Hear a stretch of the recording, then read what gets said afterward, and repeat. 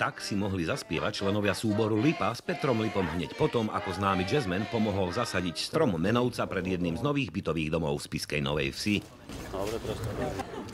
Je dobré, že ľudia budú bývať krajšie, tak ako sa býva niekde inde. Stavbári chcú ukázať, že pod názvom sídlisko sa nemusí skrývať iba bezduchá panelová džungľa.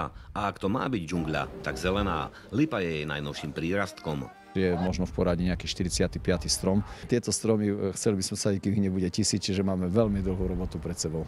Aby sa obyvateľom Činžiakov bývalo takmer ako v slovenskom raji, postavili si takéto smerovníky. Je tu na ekologické ihrisko, sú tu rôzne vyrezávané drevené konštrukcie, detské malbičky sa vlastne zväčšnili formou veľkých plátien.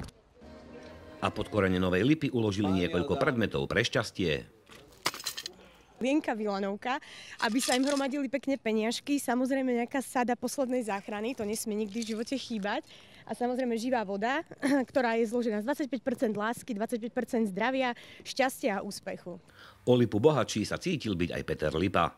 Je kino Lipa, hotel Lipa, takže všetci si myslia, že to je moje. Požehnajú páne, vedie ona Lipo, vedie mali sa. Zo spišskej Novej Vsi Marek Baláš, televízia Markíza.